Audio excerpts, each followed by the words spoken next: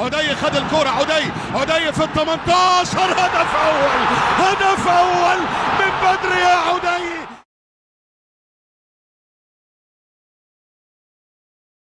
بإذن الله النهاردة هكلمك عن الفدائي عدي الدباغ، لاعب من أهم لاعيبة الزمالك في الموسم الحالي، واللاعب اللي بأهدافه بس خلصت أكتر من مباراة، وساهم في فوز الزمالك بالدوري والوصول لنهائي الكونفدرالية. الفدائي حاليا هو أفضل مهاجم في الزمالك بسبب مبارياته الكبيرة اللي عملها في بطولة الدوري، واللي هنتكلم عنها مع بعضنا دلوقتي. فيلا بينا كده نشوف أرقام وإحصائيات عدي الدباغ، ونشوف هل يستحق عدي الدباغ إنه يكون مهاجم الزمالك في الموسم الجديد، ولا مصطفى محمد هيكون هو مهاجم نادي الزمالك في الموسم القادم. يلا بينا.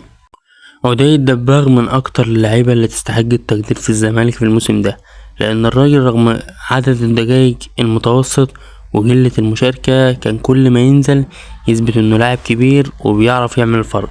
الدباغ أنا الموسم ده كهداف للزمالك ب14 هدف، منهم 10 أهداف في الدوري، والأهم إن أهدافه جابت للفريق حوالي 12 نقطة كاملة، ودي أرقام لاعب مؤثر مش مجرد مهاجم بيسجل وخلاص.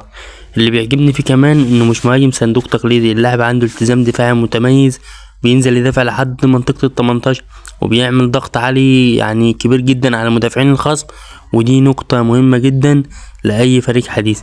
ورغم ان اغلب مشاركاته كانت خارج مركزه الطبيعي، ومع ضعف عمقه السكواد وعدم الاستقرار، فقدر يفرض نفسه كواحد من اهم نجوم الزمالك في الدوري في الموسم الحالي. فانا باذن الله اتوقع انه باذن الله عدي الدباغ في الموسم القادم بعد فك القيد، وباذن الله بعد صفقات الزمالك، متوقع باذن الله ان عدي الدباغ هيكون متألق جدا، ويعني هبقى شايف ان هو لو اشتغل في ظروف طبيعية هينجح جدا جدا، وهيبقى من اهم المهاجمين الموجودين في مصر.